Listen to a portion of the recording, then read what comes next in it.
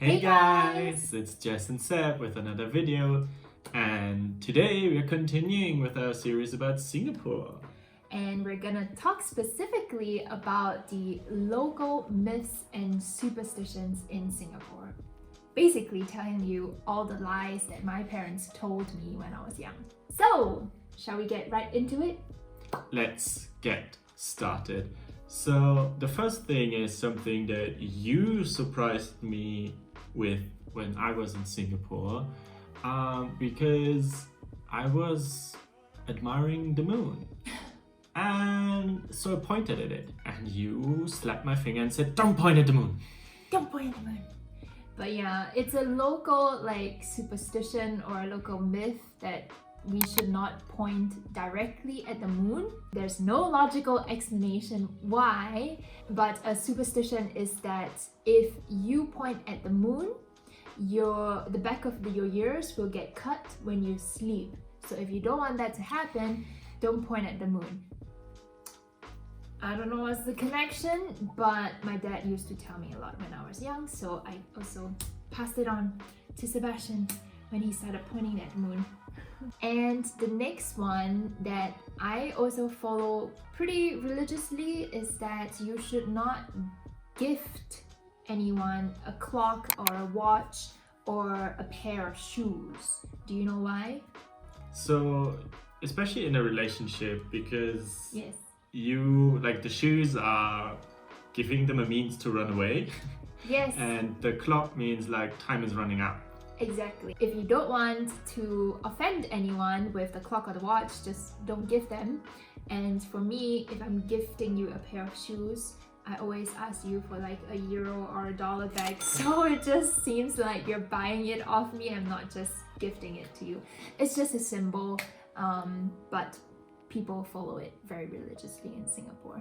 Next up, we have a tradition around housing and moving. So I was pretty surprised to hear about this. When you move in Singapore into a new house, you're supposed to roll in a pineapple. Yeah. So an entire pineapple, you stand outside at your door outside your house, and then you roll it into your home, your new home. Fun fact: the spot where the pineapple stops at is actually your most lucky spot. So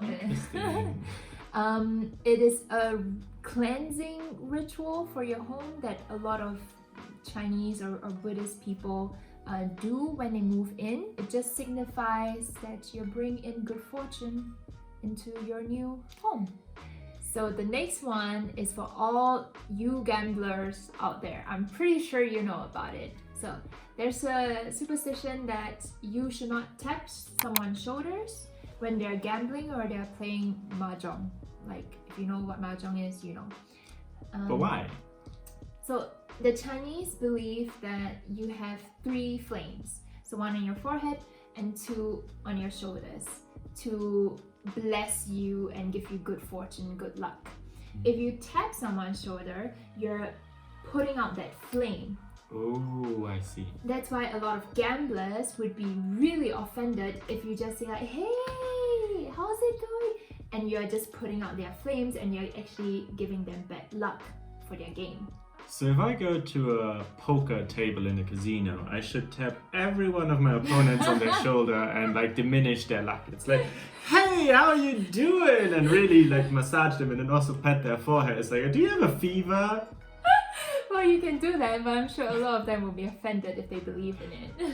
Even if they don't believe in it, they would be offended by it. It's something else, social distance. With Corona now, stay 10 feet away from me. Next up, I think this superstition is something you can find in almost any culture. It just takes a little bit of a twist here. It's you have to eat all your food. You have to have a clean plate after a meal in order to get a good spouse. Yes. That's what my parents told me when I was young too. So I guess they just wanted to avoid food wastage, and it worked. I mean, I wanted to have a good looking spouse, so I finished all my food, and to me it worked because now I have one. Oh, so nice of you to say that. And yeah, as I said, in Germany we also have it from my grandparents, it was always related to the weather. So if you want to have good weather, you have to finish your food. Yes. So it's a small variation here or there. So the next one, I scold you a lot when you do it. Sebastian loves to shake his leg. Like shake his leg, especially when he's, working or playing computer games, he shake his leg. And I don't like that because there's a superstition in Singapore that if you shake your leg, you're shaking away your good fortune, your money, and it is a symbol for losing all of your wealth. And I think it is attributed to the olden days where, people who shake their legs, they're, more idle, they have nothing to do, it is linked with unemployment. So I see. I thought it was more about being antsy and like you have so many things in your head and you always want to be on the move, so that you're like more of maybe a clutter head or something, and you lose money, you lose track of your money because you have so many things going on. It could be, but don't shake your leg if you don't want to lose money. Here's another one where I got scolded by Jessica because I was opening an umbrella indoors. You don't do that. I don't think it's just us Singaporeans. I think actually my Italian friends would also say this is true, that you do not open umbrellas indoors. There's two separate beliefs when it comes to opening umbrellas indoors. The first one is that umbrellas are supposed to shield you from the rain. If you open an umbrella indoor, you're offending the god of the sun. Which is like, why would you do that? I mean, you're sheltered, why would you need an umbrella? The second reason is more towards the spiritual side, that a lot of people believe that if you open an umbrella indoors and you put it on the ground, you're actually casting a shadow on your floor. And humans, we have shadows, we cast shadows, but ghosts don't have shadows. So by creating a shadow, you're creating a door or an entrance for a spirit or a ghost to enter your home. It's quite bizarre, but it sounds crazy. A lot of people believe in that, and a lot of people also have very spiritual superstitions in Singapore. But what do you do then with a used umbrella that's like wet? Because to dry it, it's most easy if you keep them open and put them indoors to dry. Because if they stay outdoors, either they're blown away by the wind or they keep wet. If you close them, they can start to mold because the humidity doesn't evaporate at once. Yeah, so a lot of people in Singapore, what they do is that we live in apartment buildings, so they leave their opened umbrella outside their house door, so just right outside the apartment door. So it's still indoors, but it doesn't get blown away by the wind. And the ghost cannot get into your home. But into your house. Or you can just keep it folded, but leave it upright, hang it such that the water drips down, and it works perfectly. So don't open umbrellas indoor. I'm pretty sure other Europeans also have the same feeling. If you have a good story about why you shouldn't open an umbrella indoors, leave it down in the comments below. Yeah. We're very interested to read about it. I would love to hear about it. Following on to the spiritual superstition route, there's a saying that you should not cut your fingernails at night. So don't trim your fingernails at night. You know why? No, why? So the main reason is that it would shorten your lifespan. And it would attract these angry spirits or ghosts to steal your discarded nails and bring bad luck to your family or to your household. Also very bizarre. I don't know, there's no connection. I don't know who thought about it, but people talk about it, people believe in it. Yeah.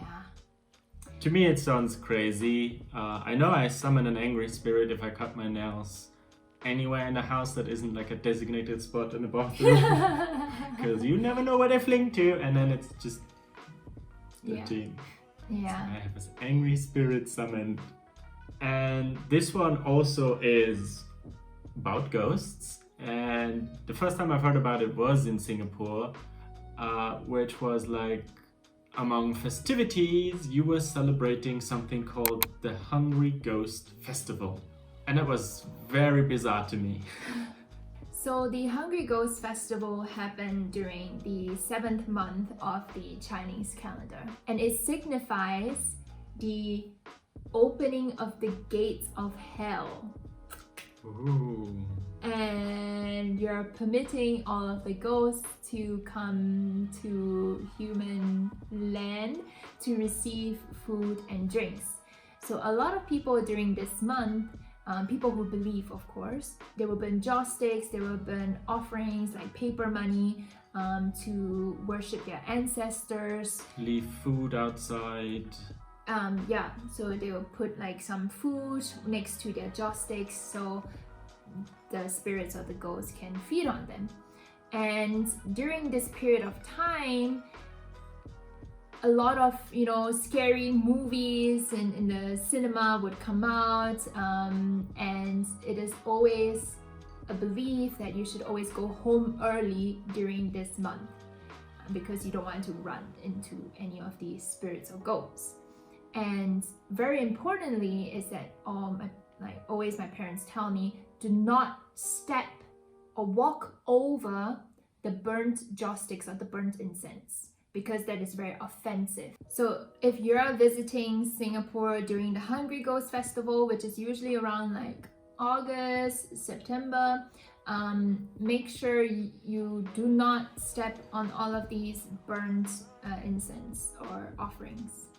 Don't make fun of the ghosts, you will be eaten alive. Yeah, you're making fun of it now. I'm not making fun of it! But that is all of the local myths and superstitions in Singapore that I could think of. If you know of any other superstitions, please leave it down in the comments. Let me know. Let us know. We would love to hear about it. Or any other superstitions that you have in your own country. And we hope you liked this video, you found it interesting, because it is somewhat nice to hear about these different beliefs and superstitions and myths, and we can also see some similarities. So if you liked it, press the thumbs up button for us. Yes. Leave a comment below. Don't forget to subscribe. Subscribe, hit the bell. Ding! And share this video with your friends and family to support us. Thank you very much, and we see you in our next video. Bye! Bye!